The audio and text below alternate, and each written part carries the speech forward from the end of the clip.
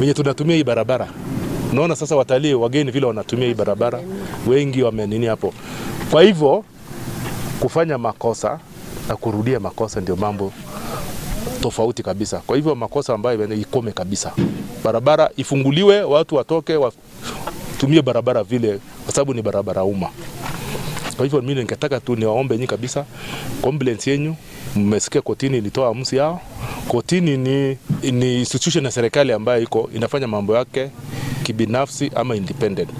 Na hakuna mtu ambaye uamuzi yake. Kama kuna mtu ambaye anaona uamuzi ile haifai, kuna njia, kuna nini? Kuna kuappeal pia. Si kuna kuappeal?